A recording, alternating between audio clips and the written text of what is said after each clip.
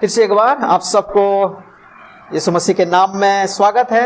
नमस्कार, धन्यवाद, thank you so much कि आप अपनी कीमती समय निकाल करके फिर से एक बार आप हमारे बीच में आए हैं। और याद रखना, आप दूसरों के लिए एक आदर्श का कारण है, आप दूसरों के लिए एक उत्साह का कारण है, आप दूसरों के लिए आशीष का कारण है।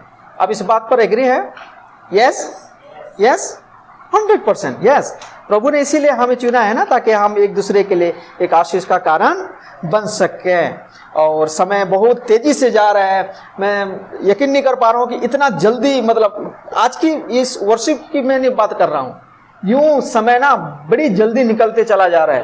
और बहुत कुछ हमारे जीवन के द्वारा परमेश्वर काम करना चाहते हैं, और उसके लिए हमें तैयार रहना चाहिए और पर्याप्त होना चाहिए।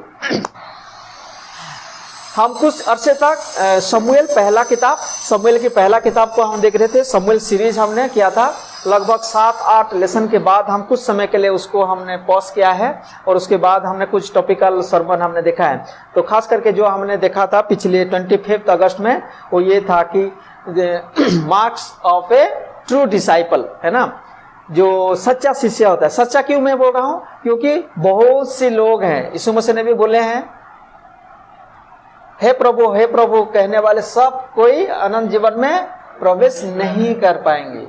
उस दिन जैसे झूठी शिक्षक है, झूठी भविष्यवक्ता है, झूठी कलीसिया है, झूठी पास्टर भी है ना, झूठी बाइबल भी है, झूठी आराधना भी है। तो प्रभु सिर्फ उन लोगों के साथ दिलचस्पी रखते हैं जो सच्चा शिष्य है, और यही हमारी प्रार्थना होना चाहिए। प्रभु का अनुग्रह पाना चाहिए ताकि हम भी उस कैटेगरी में आ सकें। तो जो सच्चा शिष्य होता है उसका मैंने पॉइंट्स बताया था, जो हम 25 अगस्त में देखा था। रिसेंटली जो लास्ट जो संडे को हमने देखा था कि परमेश्वर ने हमें बनाया है ताकि हम उनकी सेवा कर सके, उनकी सर्विस में हमारा जीवन हो सके। बचा कुचा जो जीवन प्रभु ने आपको और मुझे सौंपा है, पतरस बोलते हैं, जो प्रभु में आने से पहले जो हमने समय गवाया वो बहुत है, लेकिन आगे को ऐसा हम जिंदगी ना जिए, बल्कि जिसने हमें प्रेम किया और अपने आप को दे दिया, उसके लिए हम अपना बाकी बचा कुचा जिंदगी हम दे सकें। Let's give the best for the rest, है ना। बचे कुछ जीवन के लिए, समय के लिए हम बेस्ट समय प्रभु को दें। ज्यादा से ज्यादा हम प्रभु की उपस्थिति में बिताएं, वचन पढ़ने में, प्रार्थना करने में, गीत गाने में, आराधना करने में। सिर्फ आराधना एक बार यहाँ नहीं, हर दिन हम करना चाहिए, और उपस्थिति में लगातार हम बने रहना चाहिए। तो यही था अब की बात जो हमने शमूएल के बाद जो हमने कुछ बातें सीखा था। और आज जो हम बात सीखने जा रहे हैं वो है, ये क्या है? हर एक सच्चा शिष्य आत्मा यहाँ पर विजेता है। दैट इज नॉट विजेता, दैट इज विजेता। ठीक है, तो आप करेक्ट कर लेना जब आप लिखेंगे तो, ठीक है। तो उसके लिए आज एक्चुअली में प्रभु चाहते हैं कि हर एक जो सच्चा शिष्य है, मैं बार बार वो सच्चा उसमें जोड़ रहा हूं। शिष्य बहुत शिष्य होता है, लेकिन पक्का शिष्य होना चाहिए। पौलुस भी वो बोलते हैं, सब कोई दौड़ते हैं लेकिन एक को इनाम मिलता है, और पौलुस बोलता है तुम ऐसे दौड़ो ताकि तुमको वो इनाम मिल सके।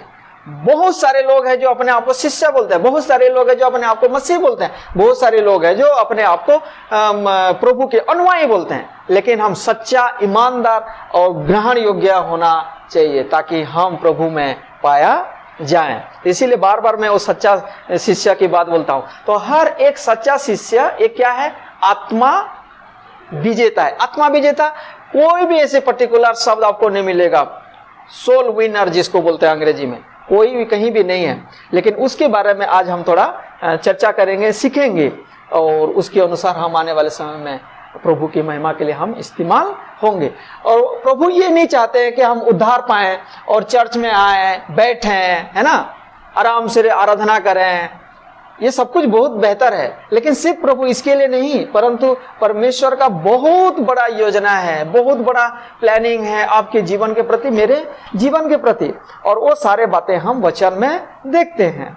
तो आज का जो टेक्स्ट है, खास करके यूहन्ना 1 अध्याय उसका 40 से लेकर के 46 तक, John chapter 1 verses from start from verse 40 to 46, और हमारे बीच में सुरेखा है वो आएंगे और हम सबके लिए हिंदी में उसको पढ़ेंगे। यूहन्ना 1:40 से लेकर के 46 तक।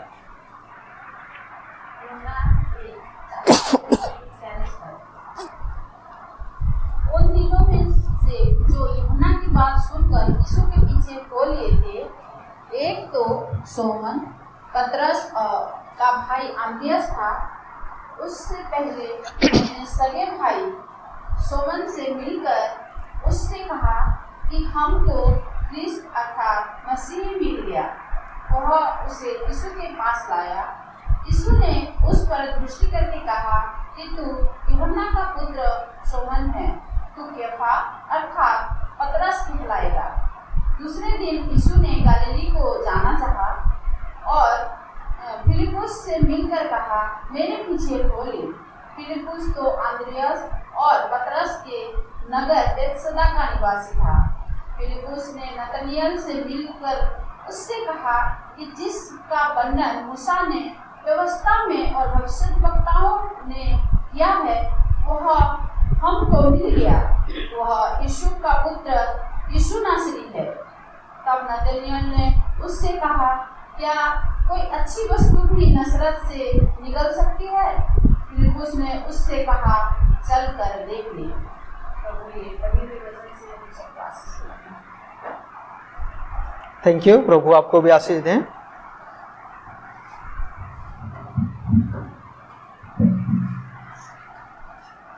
तो जो हमने यहाँ पर पढ़ा है यूहन्ना उसका 1:40 से लेकर के हमने पढ़ा। यहाँ क्या देख सकते हैं हम कि यीशु मसीह अपने आप को प्रकट करते हैं और लोग जानते हैं कि यही कौन है, मसीहा है। लेकिन उसके बाद क्या हुआ, वो जाते हैं और दूसरों को भी बताते हैं। फिर नतनिएल की भी बात हम देखते हैं, फिलिपुस की बात हम देखते हैं। तो सो ऑन उन लोग एक बार यीशु मसीह को प्रभु और उद्धारकर्ता के रूप में ग्रहण किया, जान लिया और चुपचाप बैठ नहीं गए। तो परमेश्वर हर एक व्यक्ति को इस्तेमाल करना चाहते हैं। मैं दोबारा इसको जब मैं पढ़ के बताऊंगा, यूहन्ना 1:40 से उन दोनों में से जो यूहन्ना की बात सुनकर यीशु के पीछे हो लिए थे, एक तो शमौन पतरस का भाई अंद्रियास था।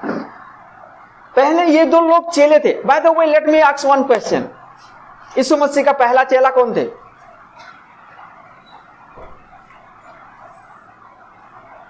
समय निकलते जा रहे हैं, प्लीज जल्दी बताइए। पहला चेला कौन था? यस यस, जोर से बोलो। शमौन पतरस, वेरी गुड। ओके, यहां देखो शमौन पतरस है, कौन है? देखो इधर। उन दोनों में से जो यूहन्ना की बात सुनकर यीशु के पीछे हो लिए थे। पहले ये लोग चेले थे, यूहन्ना बपतिस्मा देने वाले का चेले थे। और एक तो शमौन पतरस का भाई कौन था? अंद्रियास। और उसने पहले अपने सगे भाई शमौन से मिलकर उससे कहा कि हमको क्रिस्तुस अर्थात मसीह मिल गया। सो नाउ टेल मी, कौन था? यस, सबसे पहला चेला जो था यीशु मसीह का, वो अंद्रियास था। और अंद्रियास ने उनको बोला था कि यीशु मसीह के जब पीछे पीछे जा रहे थे, यीशु मसीह खड़े होकर के बोले, किसको ढूंढ रहे हो, क्या चाहिए तुमको? तो बोलते हैं कि हे रबी, हम तुझे जानना चाहते हैं, तेरे साथ हम रहना चाहते हैं, आ जाओ। तो कहाँ रहता है? We just want to know. और यीशु मसीह बोले, कम ऑन, आ जाओ। और फिर वो अपने घर लेकर के गए, पूरा दिन वहां रहे। और पूरा दिन रहने के बाद अंद्रियास का दिमाग, उनका हृदय, उनका मन विचार बदल गया।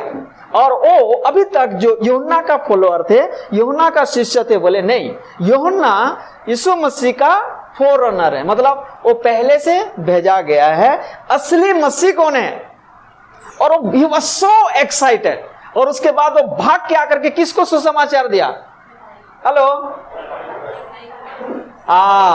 किससे वो एवेंजलिज्म का काम किया? पतरस, अपना सगे भाई। तो व्हाट वी लर्न, जब ये वचन मैं बता रहा हूं, ये हेड नॉलेज के लिए नहीं है, प्लीज प्रिपेयर योरसेल्फ। आपके कई सारे ऐसे रिश्तेदार हैं, अन्य जाति को, नए लोगों को जाके बताने में जितना मुश्किल है, आप अपने लोगों को बताने में इतना मुश्किल नहीं होगा। इमीडिएट इन दोनों भाई का आप देख सकते हो कितना फ्रेंडशिप था, कितना फ्रेंडशिप था। इतना श्योर नहीं है कि कौन इन दोनों में से बड़ा है, लेकिन इट सीम्स, ऐसा लगता है कि अंद्रियास बड़ा था और पतरस छोटा था, क्योंकि बाइबल में जब भी हम देखते हैं अंद्रियास का नाम पहला आता है ना। फिर याकूब और यूहन्ना, दोनों में से बड़ा छोटा कौन था? याकूब, और उसके बाद यूहन्ना। तो हम बार बार देखते हैं कि ये तुरंत जाकर के अपने भाई से बताते हैं, बोलते हैं कि हमें कौन मिल गया है? क्रिस्तुस, यानी कि मसीह मिल गया है, और उसे यीशु के पास लाया। किसने यीशु के पास किसको लेके आया? आज प्लीज थोड़ा सा बेयर विथ मी, थोड़ा 5-6 मिनट एक्स्ट्रा जा सकता है, but we will learn perfectly, सही रीति से हम सीख पाएंगे, ताकि यहां से हम जब जाएं तो हम मेथड सीख जाएं, जो किस तरीके से, जो स्ट्रेटेजी हम जान सकें। अंद्रियास यीशु मसीह को जाना, प्रभु के रूप में ग्रहण किया, तुरंत जाकर के अपना भाई को बताया, और अपना भाई को किसके पास लेके आए? यीशु मसीह के पास लेकर के। वही तो आज हम सीखने जा रहे हैं कि हर एक सच्चा शिष्य आत्मा विजेता है, सोल विनर है। ऐसा कहीं नहीं लिखा गया है कि आत्मा जाओ बचाओ बोल करके, लेकिन उसके बारे में भी हम क्लियरिटी देखेंगे। लेकिन एक अंग्रेजी में कहावत है, एक फ्रेज है, और मैं अंग्रेजी में बोलता हूं, उसके बाद हम हिंदी में बोलेंगे। रेडी? एक दूसरे को देख करके बोलना, ईच वन, अंग्रेजी भी सीख लेते हैं, ठीक है? I am also very poor in English. Each one, rich one, RICH वाला रिच नहीं, REACH, rich one. Each one, rich one. Hindi में प्रत्येक जन एक जन। इसका मतलब क्या है? अगले बार जब आप यहां आएंगे, आशीष बदर ने बता दिया, सिस्टर पुनीता का अभी पेंडिंग है, हर एक जन को लाना है, इतना भी काफी है। 50 लोग अगर एक जन को लाएंगे तो कितना होगा? हॉल नहीं है DBM में, एटलीस्ट वन, ओनली वन।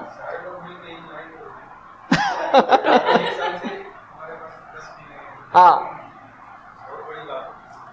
ठीक है। उड़ीसा में कहावत है कि 100 लोगों में चूहा नहीं मरता, 100 लोगों में चूहा नहीं मरता। चूहा एक ही मार सकता है, मारो मारो, पकड़ो पकड़ो, फिर चूहा कहीं निकल जाएगा। सब मिलकर को एक नहीं, हर एक जन को लाना है। अंद्रियास ने किसको लाए? पतरस को लेके आए। अभी से प्रार्थना करें, बोले प्रभु give me that one person, give me that one person, at least एक जन। खाली हाथ नहीं जाना। वचन में लिखा गया है, तू छूछे हाथ मेरी उपस्थिति में नहीं आना। और सिर्फ ये पैसे की बात नहीं बता रहा है, ये सिर्फ मटेरियल की बात नहीं बता रहा है कि ये कुछ चीज लेकर के छूछे हाथ प्रभु के सामने नहीं आना। हमारे पास क्या होना चाहिए? एक जन आना, बोलना है कि प्रभु मैं अधम के धन से मेरे अपने लिए क्या बना लिया है? मित्र बना लिया है। Praise God. Are you agree with me? Each one, rich one, प्रत्येक जन एक जन। अगले बार यही कोशिश करें, मन बना लो, प्रभु लाने वाला है। आपके और मेरे में कोई सक्षम हम नहीं है, ताकत नहीं है, हमारे पास वो सामर्थ्य नहीं है, लेकिन जब मैं मन बना लेता हूं, जब मैं इच्छा रखता हूं, तो प्रभु मेरे लिए द्वार खोलते हैं। और अंद्रियास के लिए प्रभु ने ऑलरेडी द्वार खोले थे। तुरंत जाकर के अपना भाई सैमन को लेके आ गए और बोले, अर्थात मसीह मिल गया, ठीक है। वहां उसे यीशु के पास लाया।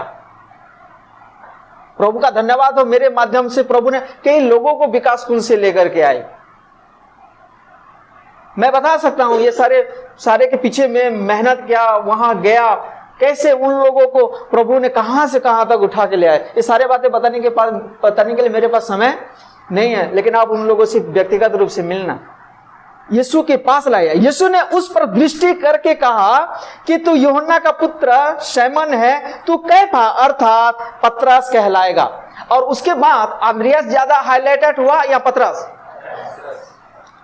और ये अंद्रियास किसकी चेले थे पहले? आज थोड़ा मैं ज्यादा इंटरेक्ट करूंगा, ठीक है। किसके चेला थे?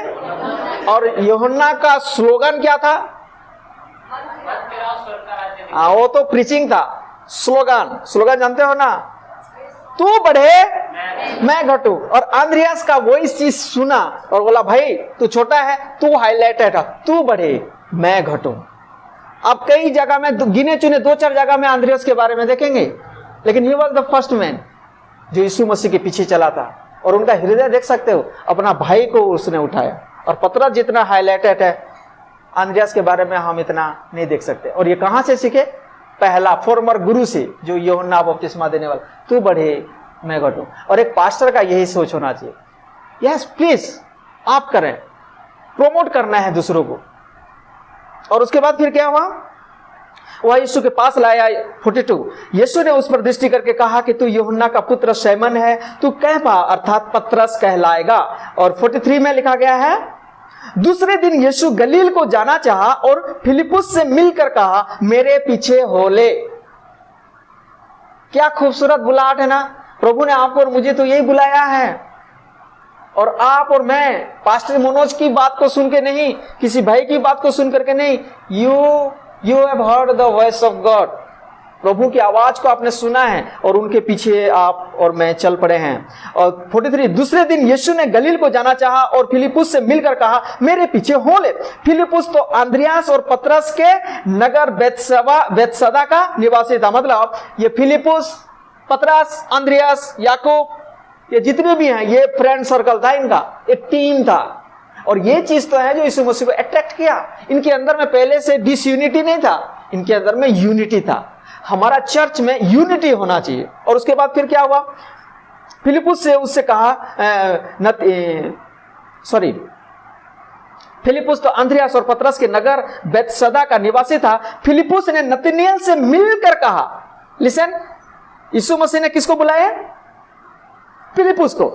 तो खुश नहीं होगा, हाँ मैं आपको जान गया, अब मेरा प्रभु है, उद्धार करता है, इनफ नहीं। और फिलिपुस नतनिएल से मिलकर उससे कहा कि जिसका वर्णन मूसा व्यवस्था में और भविष्य वक्ताओं ने किया है वह हमको मिल गया। वह यीशु का पुत्र यीशु नासरी है। नासरी, कई सारे यीशु उस समय थे, लेकिन वो गांव से वो अटैच कर देते थे। जैसे कि मनोज, बहुत सारे मनोज फ्रॉम दिल्ली, मनोज दिल्ली का, इस तरीके से वो पहले आइडेंटिफाई किया जाता था। और फिर क्या हुआ? नतनिएल ने उससे कहा क्या कोई अच्छी वस्तु भी नासरत से निकल सकते हैं? फिलिपुस ने उससे कहा चल कर देख ले। क्यों? क्योंकि अभी फिलिपुस को कुछ नहीं पता, बस इतना पता है कि ही इज मसीहा, वो क्राइस्ट है। और आपके साथ और मेरे साथ भी ऐसे कई सारे सवालों का जवाब आपको देना पड़ेगा। कई सारे ऐसे लोग मिलेंगे आपको, भाई ये बताओ ये बताओ, तो आप क्या बोल सकते हो? भाई एक बार डीबीएफ चर्च में एक बार आके देखो, भाई एक बार आ जाओ संगति में। आपको सारे बातें बताने की जरूरत नहीं है, आपको वो क्यूरियसिटी लोगों के मन में लाना चाहिए। और फिर वो बंदा क्या हुआ? 40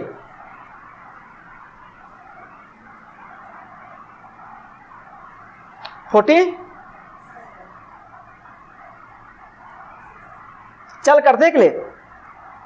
ये चीज हम देख सकते हैं, चाहे वो आंद्रियास की बात हो, चाहे वो फिलिपुस की बात हो। इन्होंने यीशु मसीह को जानने के बाद चुपचाप नहीं बैठ गए, उन्होंने औरों के लिए भी एक आशीष का कारण बने। और वही चीज आज हम सीखने जा रहे हैं कि हर एक सच्चा शिष्य ये क्या है? आत्मा विजेता है। प्रभु आपको और मुझे वो पोटेंशियल की दिया है, वो क्षमता दी है, वो सामर्थ्य दिया है, वो अनुग्रह दिया है, वो पवित्र आत्मा दिया है, वो वरदान आपको और मुझे उन्होंने दिया है। इसको आप और मैं स्पॉइल ना करें, वो तोड़े की तरह मिट्टी में ना गड़ें। Start sharing gospel to others. जब आप दूसरों से साझा करना शुरू कर देंगे, ऑटोमेटिकली आप में हो करके पवित्र आत्मा बातचीत करेंगे। तो कहीं भी जब आप, जैसे मैं यहाँ पर लिखा हूं आत्मा विजेता, पूरी बाइबल में ढूंढ लेंगे, कहीं पर आपको ऐसे आत्मा विजेता वाला टर्म शब्द नहीं मिलेगा। तो कहीं फिर बाद में दिमाग में नहीं लेना कि कहीं पास्टर ने झूठी शिक्षा तो नहीं दी। इसका एक टर्म है, ये इसका अलग अलग हम आयतों को जब हम देखते हैं, हम जान सकते हैं कि हर एक जन जो है ना प्रभु से अलग है। रोमियो 3:23 के मुताबिक सब ने पाप किया और परमेश्वर से दूर हैं, अलग हैं। और उनको सख्त जरूरत है मसीह की, सख्त जरूरत है मोक्ष की, सख्त जरूरत है उद्धार की, सख्त जरूरत है एक उद्धारकर्ता की। और आपको और मुझे प्रभु इस्तेमाल करते हैं। आप और मैं किसी का जीवन नहीं परिवर्तन कर सकते, आप और मैं किसी को प्रभु के पास नहीं ला सकते। हमारे में कोई वो वरदान नहीं, हमारे पास वो कोई क्षमता नहीं है, कोई पावर नहीं है, लेकिन हमें प्रभु एक इस्तेमाल करते, एक टूल की तरह। ओके, प्रभु इंसान को बचाने के लिए कौन सा रूप लेकर के आए? इंसान का रूप लेकर के आए। स्वर्गदूत होकर के आते तो हम सब के सब भाग जाते। एक सुपरमैन होकर के उन्होंने नहीं आए। कल मैं बाइबल स्टडी में कृष्णा भाई से बात कर रहा था, वो मांस और लहू हमारे जैसा एक मांस लेकर के वो आए ताकि मनुष्य के उद्धार कर सकें। और अब उन्होंने 33.5 साल तक संसार में रहे और स्वर्ग चले गए। और किसके ऊपर में वो जिम्मेदारी सौंपा? सच्चा चेले पर। और बोले तुम भी मनुष्य के बीच में, तुम भी जाओ, मानव जाति के लिए उद्धार का कारण बनो और मैं तुम्हारे संग रहूंगा। Don't forget that. तुम अकेले नहीं कर सकते हो, तुम जाओ और मैं तुमको बचाने के लिए आया। तुम बच गए, अब तुम दूसरों को बचाओ और मैं तुम्हारे द्वारा दूसरों को मैं बचाऊंगा। और पूरी दुनिया में जितने लोग देखे हुए हैं, जो लोग प्रभु को नहीं जानते हैं, उन्हें उद्धार की जरूरत है, उन्हें मसीह की जरूरत है, वो उनको मोक्ष की जरूरत है। और जो लोग मसीह में नहीं हैं उनको बाइबल अलग अलग तरीके से वर्णन करता है। एग्जाम्पल के लिए कोई एक जन लूका 19 का 10 पढ़े। लूका 19 का 10 पढ़े।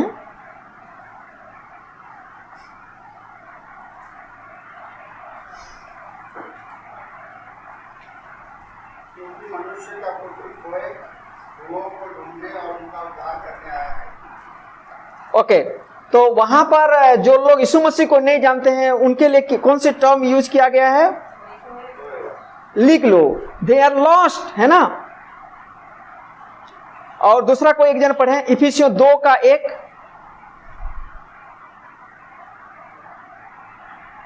इफिसियों उसका 2 का 1 निकालें कोई एक जन।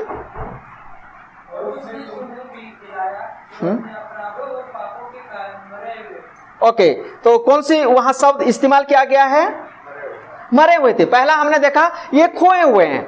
यीशु मसीह बोलते हैं मनुष्य का पुत्र खोए हुओं को ढूंढने। तो और एक भी चीज देख सकते हो वहां, दे ऑल आर लॉस्ट। दो लोग यीशु मसीह को नहीं जानते, खोए हुए हैं, है ना। और यहां उनको हम क्या करना है? जीतना है, उस आत्मा को प्रभु के लिए जीतना है। लेकिन वो खोए हुए हैं, वो टर्म यूज किया गया। दूसरा हम देखते हैं इफिसियों 2 का 1 के मुताबिक मरे हुए हैं। किस रीति से मरे हुए हैं? वो आत्मिक रीति से।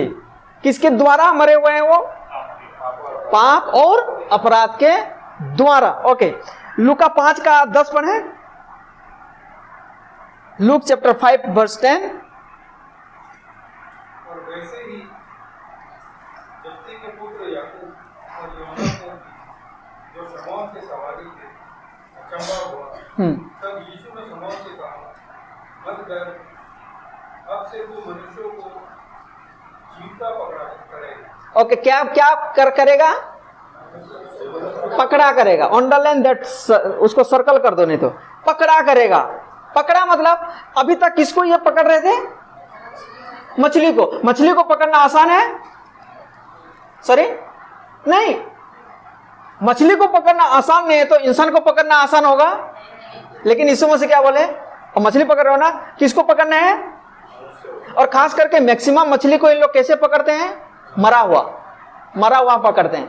यीशु मसीह ने क्या बोले यहां पर? मनुष्य को तो कैसा पकड़ेगा?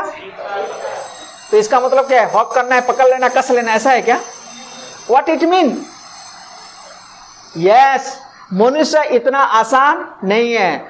1 साल हो गया, मनुष्य को पकड़ करके प्रभु में लाना इतना आसान होता तो हम कब से ऑडिटोरियम बुक कर लेते। इतना आसान नहीं है। और यीशु मसीह बोलते हैं उन लोग क्या हुए हैं? भटके हुए हैं, फिसलने वाले हैं, है ना, तुरंत प्रभु के पास नहीं आते हैं। आप और मुझे भी, आप याद करो, किसी ने एक दिन आए, एक वचन दिया, अगले दिन आपने उसी दिन आपने प्रभु करके ग्रहण कर लिया, अगले दिन आपने बपतिस्मा लिया और अगले दिन आपने चर्च आ गए। ऐसा है क्या? कितने बार आपके और मेरे पीछे पास्टर लोगों को, सेवक लोगों को आना पड़ा, समय देना पड़ा, तब जाकर के दिमाग हम कई बार परखे। थॉमस, जब तक मैं उंगली में, छेदे हुए उंगली में अपना उंगली ना डालूं तब तक मैं यकीन नहीं करूंगा। थॉमस उस आमने सामने यीशु मसीह को देखने वाले थे। मैं क्या बताना चाहता हूं, हम प्रभु से दूर जाना ही चाहते हैं, फिसलना चाहते हैं, प्रभु के नजदीक हम आना नहीं चाहते हैं। और यीशु मसीह ने एक वादा किया है, मेरे पीछे हो ले तो आने वाले समय में तुम मनुष्य को जीवित पकड़ा करेगा। क्यों? तो उसमें कौन सा टर्म ये यूज किया गया है? सबके सब प्रभु से आना नहीं चाहते, वो स्लीप होना चाहते हैं, वो दूर होना चाहते हैं। प्रेरितों के काम 5:14, प्रेरितों के काम उसका 5:14 पढ़ते हैं। क्या लिखा है?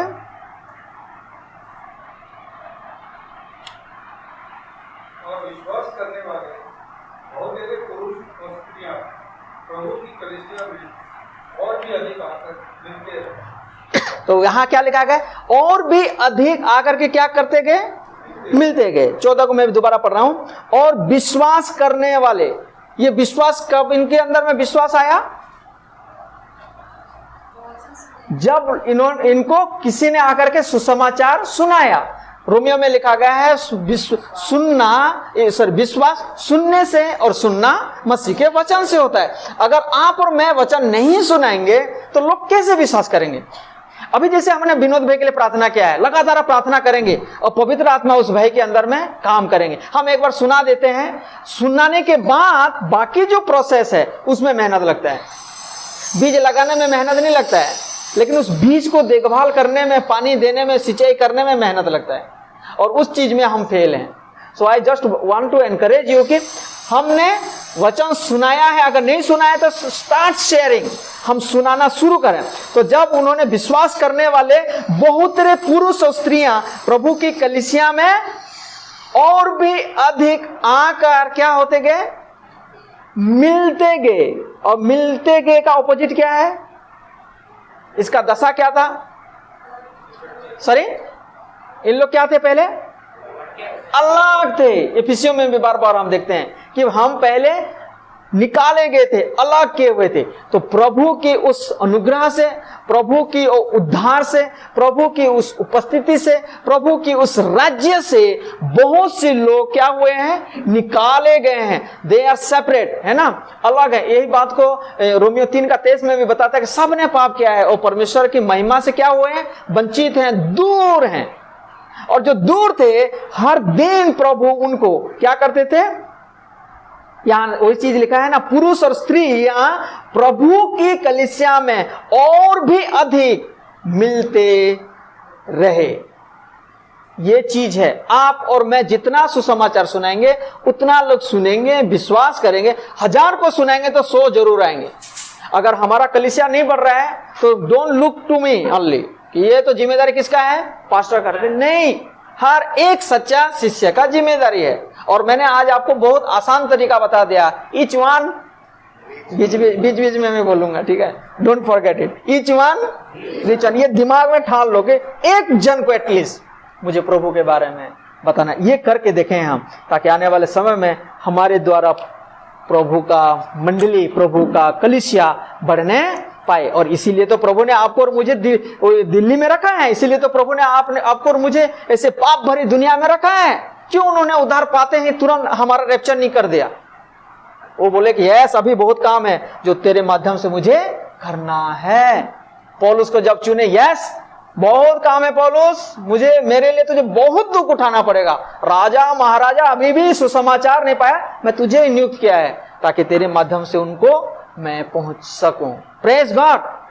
कौन जानता है आपके द्वारा पूरा लड़ियां लगे होंगे आत्माओं की, कौन जानता है? स्टार्ट शेयरिंग, और आप आने वाले समय में बहुतों के लिए एक आशीष का कारण बन सकते हैं। कुलिसियों 1:13 पढ़ेंगे।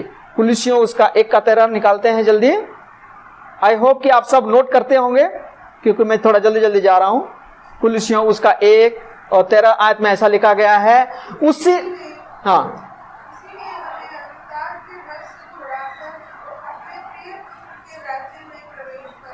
छुड़ा कर, वहां शब्द है ना, छुड़ा कर को सर्कल करें।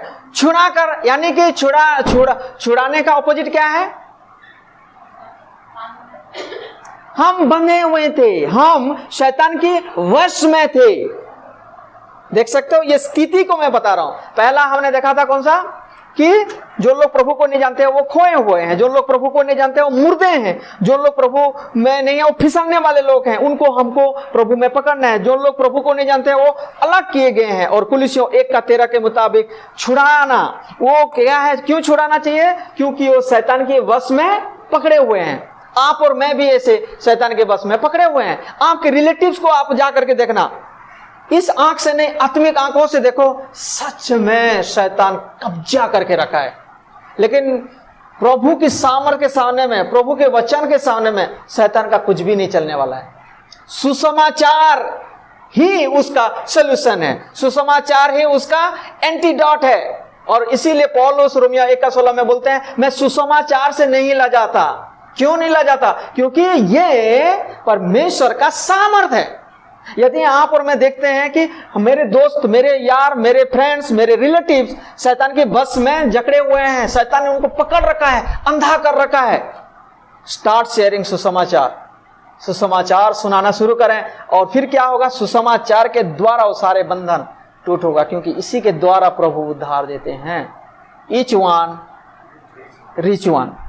देन पहला यूहन्ना 1:7 निकालते हैं। पहला यूहन्ना 1:7 जब हम पढ़ते हैं क्विकली, पहला यूहन्ना 1:7 में लिखा है, पर यदि जैसा वह ज्योति में है वैसे ही हम भी ज्योति में चलें तो एक दूसरे से सहभागिता रखते हैं, और उसके पुत्र यीशु का लहू हमें सब पापों से क्या करता है? शुद्ध करता है। यानी कि जो लोग यीशु मसीह को नहीं जानते हैं उनका आत्मिक स्थिति कैसा है? उन लोग कैसे हैं? उन लोग शुद्ध का ऑपोजिट अशुद्ध हैं, अशुद्ध हैं वो।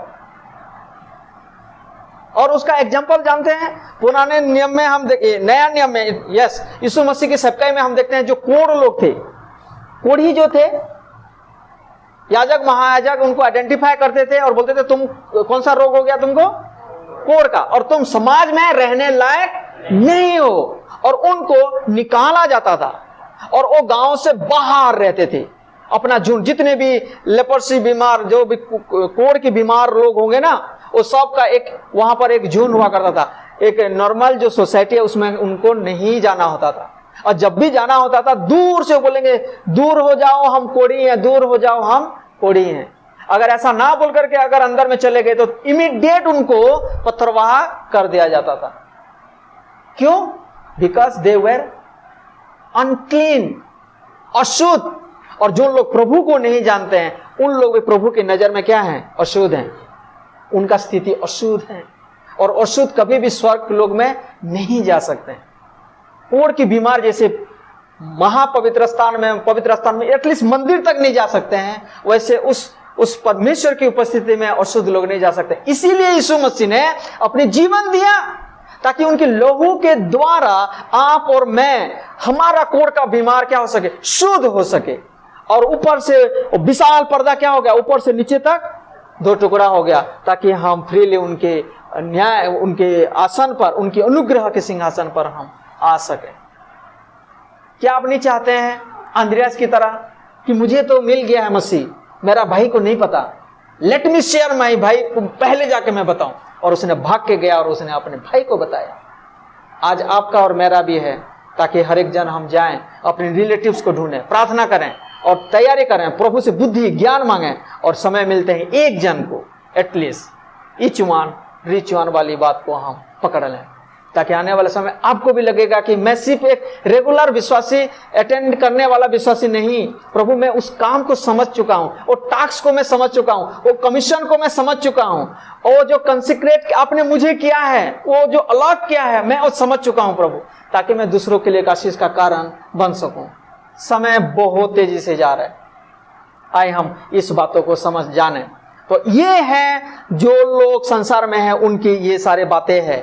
तो इन सारे चीजों को देखने से हम उनकी स्थिति को जानते हैं, और प्रभु चाहते हैं कि हर एक सच्चा शिष्य प्रभु की क्या कर सके? ये आत्मा की किसके लिए बचाना है? प्रभु के लिए हम बचाएं। तो आखिर क्यों हमें, हर एक शिष्य को क्यों आत्मा विजेता होना चाहिए? टाइटल अगर देखेंगे तो ये सारे वचन के भाग है, लेकिन क्लोजिंग में हम ये देख रहे हैं क्यों हर एक विश्वासी को, क्यों हर एक सच्चा शिष्य को आत्मा विजेता होना चाहिए। सिर्फ एक एक्टिव मेंबर होकर के क्यों नहीं रहना चाहिए, क्यों आराधना में शामिल होकर के खत्म नहीं कर देना चाहिए, क्यों हमें और भी जो फंक्शन है और भी जो प्रभु की मर्जी है उसमें हमें शामिल होना चाहिए। सबसे पहला पॉइंट जो है, because we are commanded by Christ, है ना। और तुरंत आप लोगों को याद आ जाता होगा कौन सा वचन है वो, मत्ती लिखित सुसमाचार उसका 28, 18, 19, 20। स्वर्ग और पृथ्वी का सारा अधिकार मुझे दिया गया है, इसीलिए जाओ सारी जाति के लोगों को चेला बनाओ और पिता पुत्र पवित्र आत्मा के नाम से बपतिस्मा दो, और जो मैंने तुम्हें आज्ञा दी है उन्हें मानना सिखाओ। लो जगत के अंत तक मैं तुम्हारे साथ हूं, है ना। क्यों मुझे आत्मा विजेता करना चाहिए, क्यों मुझे सुसमाचार सुनाना चाहिए, क्योंकि मुझे प्रभु ने आज्ञा दी है। मरकुस अगर उसका 16 का 15 को एक जन निकाले, मार्क चैप्टर 16, 15 को एक जन पढ़े। और उसने उनसे कहा, हाँ, तुम सारे जगत में जाकर सारी सृष्टि के लोगों को सुसमाचार प्रचार तुम उनके पास अगर उनको बोलते हैं तुम जाओ सारी जगत में जाओ, सारी सृष्टि के लोगों को क्या दो, सुसमाचार दो। सुसमाचार सुनाएंगे तो क्या करेंगे, सबसे पहला सुनेंगे, और अगर ठीक से सुन लिया तो उनमें क्या होगा, छेदेगा, वचन छेदेगा, है ना। पेंतिकोस्त का दिन याद है ना, जब सुने उनका हृदय क्या हो गया, पिघल गया, और वो तुरंत आकर के बोले, भाई लोग, साहब लोग, हम क्या करना चाहिए। जब आप सुसमाचार सुनाएंगे ये रिएक्शन होगा लोगों का, विश्वास होगा, और धीरे धीरे धीरे धीरे डिसाइपलशिप जो है ना, एक प्रोसेस है, लाइफ टाइम प्रोसेस है। मैं भी वो प्रोसेस में हूं, एक दिन में डिसाइपल नहीं बनते, इट्स ए प्रोसेस, लंबा प्रोसीजर में हमें डे बाय डे जाना है। ध्यान रखना, क्यों मुझे आत्मा विजेता बनना चाहिए, क्यों मुझे लोगों को सुसमाचार सुनाना चाहिए, क्यों मुझे एक उद्धार का कारण बनना चाहिए, क्यों मुझे बिचवाई का काम करना चाहिए, क्यों मुझे प्रभु की सेवा करना चाहिए, क्यों सिर्फ और सिर्फ पास्टर नहीं करना चाहिए, क्योंकि हर एक जन को प्रभु ने उद्धार दिया, हर एक लोगों के लिए प्रभु ने अपना जीवन दिया है, और हर एक जन का एक कर्तव्य है लाइफ टाइम में एटलीस्ट 1% को अब सुसमाचार सुनाएं और उनकी डिसाइपलशिप करें। जो बात यहां सुन रहे हैं, सीख रहे हैं, समझ रहे हैं, जाकर के उनको सिखाएं, समझाएं, कैफे में, कॉफी हॉल में, अपने घर में, कहीं भी, मुझे नहीं पता, एनीवेयर। और प्रभु ने वादा किया है, जहां 2 या 3 मेरे नाम में इकट्ठे होते हैं उनके बीच में मैं होता हूं। कहीं भी जाकर के हम मिलें और उनसे उस वचन को सुने, तब आपको और मुझे लगेगा कि यस यार, यस, और फिर प्रभु का सामर्थ आप जान पाएंगे। नहीं तो फिर ऐसे बैठने से कुछ फायदा नहीं होगा। बैठे बैठे हम ड्राइविंग नहीं सीखते हैं, कार के अंदर में जाना होगा, गोता लगाना पड़ेगा, तैरना है तो सुसमाचार सुनाना ही पड़ेगा हमें। और ये हमारा क्या है, जन्मसिद्ध, बोलो एक बार, अरे थोड़ा आवाज धीरे हो जाता है, ये हमारा अधिकार है। जिस दिन हमने यीशु मसीह को अपना प्रभु और उद्धारकर्ता के रूप में ग्रहण किया, तो बाय द वे यीशु मसीह तुरंत आकर के आज्ञा नहीं दिया, जो भी उन्होंने किया है वो आपके लिए, मेरे लिए एक आदर्श है। इससे पहले कि आपको और मुझे वो आज्ञा दे, जाओ सारी जाति के लोगों को चला बनाओ, सुसमाचार सुनाओ, इससे पहले हमारा प्रभु, हमारा गुरु, हमारा उद्धारकर्ता, हमारा महान परमेश्वर ने करके दिखाया।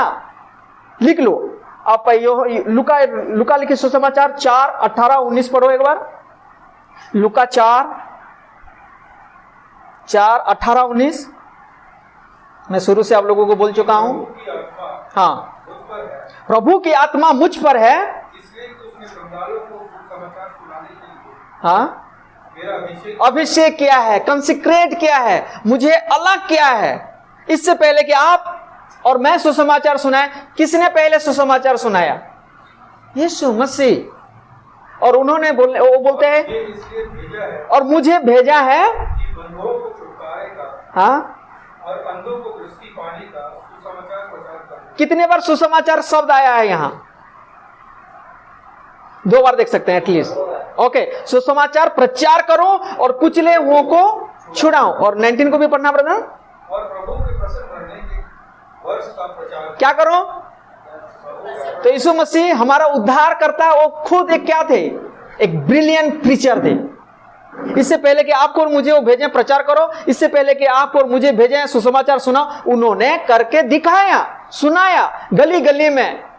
किसी ने बताया अगर किसी व्यक्ति ने दुनिया में सबसे ज्यादा चला है, that is not other than the Jesus Christ himself. उन्होंने इतना पैदल चला है, गली गली में, शहर शहर में, नगर नगर में, गांव गांव में, पहाड़ में, खलियान में, हर जगह में जाकर के उन्होंने सुसमाचार सुनाया। और यही चेले लोगों ने ध्यान से देखा। और यही बात को यूहन्ना, पहला यूहन्ना 1 अध्याय 1, 2, 3 जब हम पढ़ेंगे, हमने ध्यान से देखा, हमने सुना, हमने छुआ और उनको अनुभव किया कि रियल में यही प्रभु है। एग्जाम्पल उन्होंने सेट किया था। लूका 2 का 2:49 पढ़े, बैक में जाएंगे, 2:49 पढ़े, लूक चैप्टर 2:49। उसने उनसे कहा, तुम मुझे क्यों ढूंढते थे? क्या नहीं जानते थे कि मुझे अपने पिता के भवन में होना अवश्य है? ये कौन से समय की बात है? यीशु मसीह जब 12 साल की उम्र में थे और हर साल उनके मम्मी पापा के साथ वो यरूशलेम गए और 12 साल की उम्र में he started preaching, he started discussing, he started sharing, he started explaining the word of God। और उनकी मम्मी 3-4 दिन तक रास्ता चले गए और फिर वापस ढूंढते ढूंढते आए और बोले, कूटते हुए बोले, ऐसे कैसे आपने आप व्यवहार किया? और अंग्रेजी में लिखा गया, आप क्यों मुझे ढूंढ रहे थे? You should know, you must know that I should be in my father's business, लिखा गया अंग्रेजी में, देखना उसमें। और इसमें लिखा गया है, क्यों तुम मुझे ढूंढते थे? क्या तुमको नहीं पता था कि मुझे मेरे पिता के भवन में रहना है? और इसीलिए प्रभु ने, पिता ने मुझे क्या क्या भेजा है। He knew, कितना वो वैल्यू दिया था, उनको पता था कि क्यों मुझे प्रभु ने भेजा है। और जॉन चैप्टर 17:18 से पढ़ेंगे। जॉन चैप्टर 17 निकालें। जॉन चैप्टर 17:18 से जब मैं पढ़ूंगा, यहाँ क्या लिखा गया है? यहाँ यीशु मसीह महायाजकीय प्रार्थना करते हैं अपने चेले लोगों के लिए, जैसे तूने जगत में मुझे भेजा वैसे मैं भी उन्हें जगत में भेजा और उनके लिए मैं अपने आप को पवित्र करता। यानी कि ये पवित्र वाली जब सब सुनते हैं तो यीशु मसीह पापी थे क्या? नहीं, अंग्रेजी में आप देखेंगे तो कंसिक्रेट, मतलब अपने आप को मैंने क्या किया है? सेपरेट किया है। किस लिए? ताकि मैं एक ग्रहण योग्य बलि बन सकूं, ताकि मैं तेरे लिए एक चढ़ावा बन सकूं। Before crucifixion Jesus Christ is talking to their disciples. क्रूस में चढ़ने से पहले यीशु मसीह ये बातें शेयर कर रहे हैं। मैंने अपने आप को क्या किया? अलग किया है, ताकि मेरी मृत्यु के द्वारा इन लोग जीवन पा सकें। और वही बात लिखा गया है कि मैं पवित्र, और वो बोलते हैं ओके 18-19, और उनके लिए मैं अपने आप को पवित्र करता हूं ताकि वे भी सत्य के द्वारा पवित्र किए जाएं। मैं केवल इन्हीं के लिए विनती नहीं करता परंतु उनके लिए भी जो इनके वचन के द्वारा, अंडरलाइन दैट वन, किनकी वचन के द्वारा? आने वाले समय में ये लोग जो मेरी बात को सुनकर के प्रचार करेंगे, इनके वचन के द्वारा क्या करेंगे? मुझ पर विश्वास करेंगे कि वे सब एक हो। यीशु मसीह को पता था कि आने वाले समय में जब स्वर्ग में जाऊंगा तो इन लोग मेरे वचन को कैरी करेंगे और दूसरों को भी बताएंगे। उनका एक्सपेक्टेशन देख सकते हैं। और आज आपके और मेरे ऊपर में भी उनका वही आशा है, वही क्या बोलते हैं एक्सपेक्टेशन हिंदी में? उम्मीद है, ताकि ये बच गया है और इसके माध्यम से दूसरे लोग भी बचें। तो सबसे पहला, क्यों मुझे सुसमाचार सुनाना चाहिए? क्यों मुझे आत्मा विजेता का काम करना चाहिए? क्योंकि मुझे प्रभु ने आज्ञा दी है। दूसरा पॉइंट हम देखेंगे कि परमेश्वर हमें उत्साहित करता है। गॉड एनकरेजेस अस। एनकरेज मतलब उत्साहित करता है, प्रोत्साहित करता है। क्यों इस चीज की आज्ञा? कई बार आप लोगों भी इस अनुभव में गए होंगे, एक बार किसी को शेयर किए होंगे, जैसे आज आशीष ब्रदर ने सुसमाचार सुनाया विनोद भाई को, फिर अगले बार वो नहीं सुनेगा, फोन नहीं पिक करेगा, वो जब बुक के लिए बोलेंगे तो वो भागता रहेगा। तो कई बार मैं क्या हो जाता हूं, आप क्या हो जाते हैं? इरिटेट हो जाते हैं और हम क्विट कर देते हैं, उनका फॉलो अप हम नहीं करते हैं। लेकिन पीछे एक व्यक्ति है परमेश्वर, वो थपथपाते रहते हैं। वो बोलते हैं मैं भी इस अनुभव से गया हूं। पतरस ने तो मुझे 3 बार स्वीकार कर लिया, लेकिन फिर भी मैंने उसको छोड़ा नहीं। Praise God. तो प्रभु इस काम को इतना आसान नहीं है, इसीलिए तो उन्होंने बोले रुक जा, कहीं नहीं जाना, मैं तेरे साथ जाऊंगा। मेरे माध्यम से ही ये काम कर पाएगा, अकेले नहीं कर पाएगा। कई बार आप और मैं भी इस बात में ना, हम भी कई बार हम क्या बोलते हैं, फ्रस्ट्रेट हो जाते हैं। मैं अपना अनुभव बता रहा हूँ। राकेश लोगों को पता होगा, राकेश की मम्मी मेरा फर्स्ट फ्रूट है। राकेश की मम्मी जो है ना, 2005 में जब सेवा किया तो यही एक जन, उसके बाद राकेश की पापा, फिर धीरे धीरे ये सारे बहुत छोटे छोटे थे उस समय। और 2006 की बात है, मैं बहुत फ्रस्ट्रेट हो गया। और मैं जब अपने दोस्त यारों से उस समय जब मैं फोन करता था, बोलते अरे, उस समय एक ऐसा एक फ्लो था कि पास्टर का जो स्टैंडर्ड इस रीति से मापा जाता था। मनोज, तेरे चर्च में कितने लोग आते हैं? मैं बोलता था 3 लोग, और तेरे 70 लोग आते हैं। दैट मीन तू छोटा पास्टर है और मैं बड़ा पास्टर। आप समझ रहे हो मेरे बात? कितने साल से कर रहा है? मैं 1 साल हो, 1 साल से कर रहा है 3 लोगों के लिए। और कई बार ये आवाज सुनकर के मैं बहुत एक दिन दुखी हो गया। 2006 की बात है, और मैं बोला सच में प्रभु ने मुझे बुलाया है? अगर बुलाया तो मेरे माध्यम से क्यों प्रभु काम नहीं कर रहे हैं? क्यों मैं ये 2-3 जन को, राकेश की मम्मी पापा और कभी कुबा आगे तो राकेश, या कभी कुबा, ऐसे क्यों हो रहे हैं प्रभु? और एक परिवार थे ऐसे, और वो भी बीच में चले गए, और मैं पूरा फ्रस्ट्रेट हो गया था, डिस्करेज हो गया था। और एक दिन मैंने वचन पढ़ा, और वो वचन मैं पढ़ना चाहूंगा। अब निकाल लो, लुका 16 का 10 पढ़े कोई एक जन। लुका 16 उसका 10 निकाले। जब मैं लुका 16 का 10 पढ़ा, पढ़ो एक बार, क्या लिखा है? जो थोड़े से थोड़े में सच्चा है, वो बहुत में भी सच्चा है। ये वचन जब मैंने पढ़ा, मैं कई बार पढ़ चुका था, और इस वचन से प्रभु मुझसे बातचीत करने लगे। बोले Manoj, be faithful with this little, ये छोटी सी झुंड में तू क्या रहा, विश्वास योग्य रहा, और मैं तुझे लोगों को दूंगा। और फिर प्रभु ने सेवकाई को बढ़ाते गए। फिर उत्तर प्रदेश में, और फिर उड़ीसा में, अलग अलग जगह में प्रभु मुझे इस्तेमाल किए। फ्रेंड्स, मैं आपको सच बता रहा हूं, सबसे बड़ा एनकरेजर जो है ना, हमारा परमेश्वर है। डोंट फ्रस्ट्रेट, कभी भी आप क्विट ना करें, निरुत्साहित ना हो, लगे रहो, लगे रहो। और एक ना एक दिन वो जरूर प्रभु के पास आएगा, क्योंकि प्रभु आपका और मेरा मेहनत को देखते हैं, और उनमें भले कामों में हमारा जो मेहनत है वो कभी भी बेकार नहीं जाता है। अगर भजन संहिता 126 का 5 और 6 पढ़ेंगे, क्या लिखा गया, कैसे एनकरेज करते हैं ऐसे दौरान में। भजन 126 निकालें, साम नंबर 126 और 5 और 6 में ऐसा लिखा गया है, जो आंसू बहाते हुए बोते हैं बीज, किसके साथ तुलना किया गया है? वचन। जो आंसू बहाते हुए बीज, यानी कि परमेश्वर का वचन को बांटते हैं, बोते हैं, वे जय जयकार करते हुए लबने पाएंगे। हालेलुया। और 6 में लिखा गया, चाहे बोने वाला बीज लेकर रोता हुआ चला जाए, परंतु वह फिर पुलियां लिए जय जयकार करता हुआ निश्चय लौट आएगा। परमेश्वर का वचन कभी खाली, कभी व्यर्थ नहीं जाएगा। और ये बात कौन एनकरेज करते हैं? ताकि खुद परमेश्वर एनकरेज करते हैं अपने वचन के द्वारा, ताकि हम उद्धार का काम के लिए, एक आत्मा विजेता का काम हम कर सकें। और व्यवस्था विवरण, सबोपदेशक 11 का 6 पढ़ें, 11 का 1 पढ़ें एक बार, क्या लिखा है?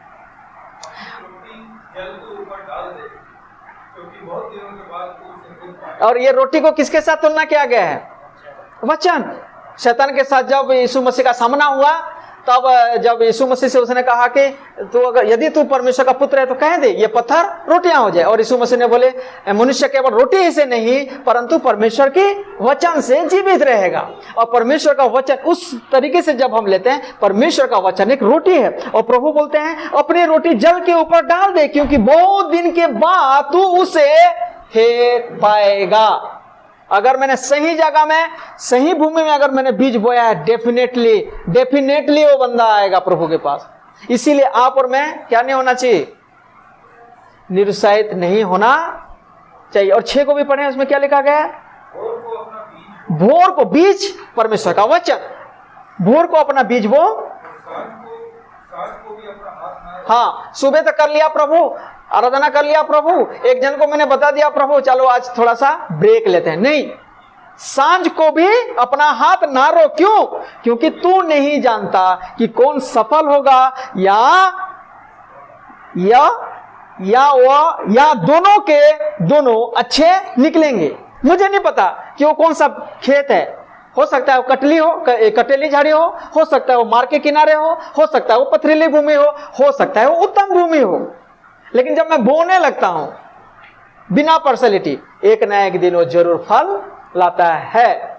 तो मुझे क्यों सुसमाचार, क्यों मुझे आत्मा विजेता होना चाहिए? क्योंकि मुझे प्रभु ने आज्ञा दी है, और दूसरा क्योंकि मुझे प्रभु उत्साहित करते हैं, प्रोत्साहित करते हैं, कीप इट अप बेटा, आगे बढ़ो बोलते हैं, है ना। और एक जन आप पढ़ लेना मरकुस 1:17 से लेकर के 18 तक, नहीं पढ़ेंगे अभी सुन लो। यीशु मसीह ने उन चेलों लोगों को बुला करके बोले मेरे पीछे हो लो तो मैं तुम्हें धनी बना दूंगा। क्या बना दूंगा? मनुष्य को पकड़ने वाला। दैट इज द गारंटी, पक्का गारंटी, 100% गारंटी। और यीशु मसीह के पीछे चलने से धन मिलेगा, चंगाई मिलेगा, नो गारंटी। लेकिन एक पक्का गारंटी है। And what is that guarantee? जो गारंटेड है उसमें हम नहीं जाते हैं, जिसके लिए प्रभु ने कभी वादा ही नहीं किया। कभी यीशु मसीह ने वादा किया मेरे पीछे हो ले मैं तुझे अरबपति बना दूंगा? कभी प्रभु ने बोले मेरे पीछे आ जा तुझे तेरा सारा बीमारी खत्म कर दूंगा? नो। उद्धार गारंटेड, मनुष्य को पकड़ने वाला गारंटेड। और आपको और मुझे प्रभु इसीलिए चुना है, वो एनकरेज करते हैं। और आखिरी में हम और एक वचन देखेंगे, क्यों प्रभु ने आपको और मुझे आत्मा विजेता बनाया है। हम मजबूर हैं। मजबूर समझते हो? वे कंपेल। मजबूर थोड़ा घुर के आप सब देख रहे हो, गलत बोल दिया। मजबूर समझते हो? कंपेल मतलब समझ रहे हो ना? मजबूर बोलते हैं ना, करना है, कोई और ऑप्शन कंपलसरी करना है। क्यों? स्थिति ऐसा है, करना ही है। एग्जाम्पल के लिए मुझे यहां संडे को प्रचार करना है, पूरा हफ्ते में तैयार किया, और शनिवार रात को मुझे क्या हो गया? जबरदस्त बुखार हो गया। कोई ऑप्शन है? मैं रात को किसी को बोल सकता हूं कि भाई थोड़ा प्रचार करो? इम्पॉसिबल। कई बार अब मेरे साथ ऐसे हुआ है, यहां बुखार हो कुछ भी हो मुझे करना है। I am compel. क्यों? क्योंकि परिस्थिति ऐसा है। और ये चीज आपको और मुझे जानना है, तब जाकर के मैं सुसमाचार सुना पाऊंगा, तब जाकर के मैं दूसरों के लिए एक आशीष का कारण बन सकता हूं। 1 कुरिन्थियों 9:16 पढ़े कोई एक जन? 1 कुरिन्थियों 9:16। 1 कुरिन्थियों 9:16।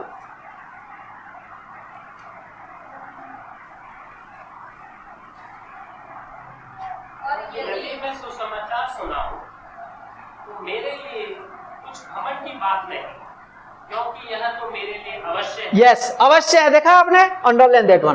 क्यों? मैं अगर सुसमाचार सुना रहा हूं, अगर मैं प्रभु की बात बता रहा हूं, तो उसमें कलर ऊपर करने की जरूरत नहीं, घमंड करने की जरूरत नहीं। ये मेरा ड्यूटी है, मुझे ये करना है। और पौलुस बोलते हैं क्यों? ये तो मेरे लिए अवश्य है, और यदि मैं सुसमाचार ना सुनाऊं तो मुझ पर हाय। ये कोई बोलेगा?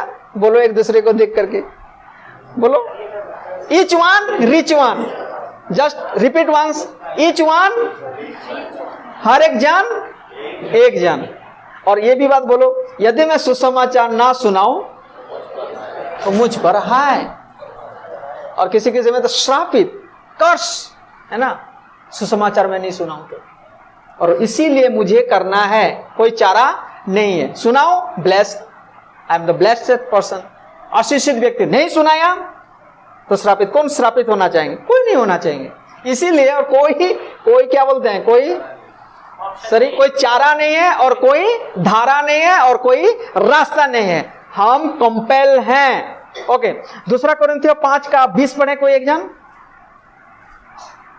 2 कुरिन्थियों 5:20। हम मसीह के राजदूत हैं, बैठे बैठे नहीं होता है, ठीक है ना। हम मसीह के राजदूत हैं, मानो परमेश्वर हमारे द्वारा समझाता है। हम मसीह की ओर से निवेदन करते हैं कि परमेश्वर के साथ मेल मिलाप कर ले। मुझे अगर बोलोगे नहीं, लेकिन ये परमेश्वर हैं जो काम करते हैं, फोर्स करते हैं, और मैं रोक नहीं सकता हूं। हालेलुया। कभी भी यही चीज था, पौलुस को बंदी गृह में भी डाल दिए। सोचे बंदी गृह में डाल देंगे, सुसमाचार बंद, पूरा का पूरा कैदी को बना दिए मसीह। फिर बोले कि फंस गए यार, इनको राज दरबार में लेकर के आओ। राज दरबार में भी वो स्टार्ट, उनको चलो गट्टर में डाल दो, गट्टर में डाल दे और वहां से मैसेज लिखना शुरू कर दे। बोले कि प्रभु में सदा आनंदित रहो। मैं तुमको फिर से एक बार बोलता हूं, फिर से आनंदित हो। जो लोग उनको पकड़े हुए थे उनका दिमाग खराब हो गया। एक राजा ने तो बोला है पागल हो गया है क्या, कुछ क्षण में तू मुझे मसीह बनाना चाहता है। हे राजा, मैं तो चाहता हूं कि पूरी मंडली तेरा, पूरी ये जो राजभवन के जितने जो पैलेस में बैठे हुए हैं तेरे साथ, ये सारे मंत्री प्रभु को जाने। हालेलुया। कंपेल, शिप में जा रहे हैं, शिप ब्रेक हो गया, टूट गया जहाज, पता नहीं कहां जा रहे हैं कहां नहीं जा रहे हैं, कुछ नहीं पता। वहां खड़े होकर के सुसमाचार सुना रहे हैं। किसी टापू में चले गए, वहीं सुसमाचार सुनाना शुरू कर दी। जहां कहीं भी गए सुसमाचार सुनाए, और नतीजा उनको क्या मिलता था? आशीष के रूप में पथरवाह, चांटा, डंडा, बेत और अधमुरा पिटे करके छोड़ देते थे। और फिर भी वो बोलता है मैं अवश्य, मैं रोक नहीं सकता हूं, मैं रोक ही नहीं सकता हूं। We are compel. लूका 15 का 4 पढ़ेंगे। लूका 15 का 4, लूका 15 का 4। तुम में कौन है जिसकी 100 भेड़े हो और उनमें से एक खो जाए तो 99 को जंगल में छोड़कर उस खोई हुई को जब तक मिल ना जाए खोजता ना रहे। कंपेल। एक हो गया तो संतुष्ट नहीं होते हैं, मेरे पास है भाई, मेरा अपना एक मेमना है, मेरा अपना एक सीप है, मुझे ढूंढना है। तो यहां अगर हम लूका 15 का 4 पढ़ते हैं तो वहां हम खोई हुई भेड़ के बारे में देखते हैं। लूका 15 का 8 पढ़ते हैं तो वहां हम खोई हुई सिक्के को देखते हैं। और लूका 15 का 24 जब हम पढ़ते हैं वहां पर खोए हुए बेटा के पुत्र के बारे में हम देखते हैं। और ये सारे परमेश्वर के कैन जो सिक्का था, क्या था वो? प्रेसियस था, अनमोल था। भेड़ प्रेसियस था और गुड़ा पुत्र प्रेसियस था। इसको बिना बचाए आप जा ही नहीं सकते हो। और फाइनली मैं सिर्फ इतना बताना चाहता हूं, चौथी पॉइंट ये है, टाइम हो रहा है, सब टाइम देख रहे हैं और मुझे भी टाइम बहुत बाद में मिला, ठीक है, तो मुझे आज लेट में शुरू करना पड़ा, इसीलिए थोड़ा मैं लेट में फिनिश कर रहा हूं ताकि आने वाले समय में इन चीजों को हम भी ध्यान दें। ओके, फाइनली बहुत सारा मौका है, इसीलिए मुझे सुसमाचार, इसीलिए मुझे प्रभु चाहते हैं कि मैं आत्मा विजेता बन सकूं। चौथा पॉइंट क्या है? बहुत सारा मौका है। जैसे आशीष ब्रदर आज बहुत सुंदर का बता रहे थे, मौका है। आपको पता नहीं होगा, आपके आसपास में लोग ढूंढते रहेंगे लेकिन वो बोल नहीं रहे हैं, लेकिन जब आप हिम्मत करके बताना शुरू करेंगे फिर क्या बोलते हैं वो, फिर वो फूट निकलेंगे उनके अंदर में जो मसीह गिरी है, वो बताने लगेंगे यार मैं भी मसीह को जानता हूं बहुत साल पहले, लेकिन मुझे चर्च नहीं मिला। स्टार्ट शेयरिंग, प्रभु की अनुग्रह को मांगे।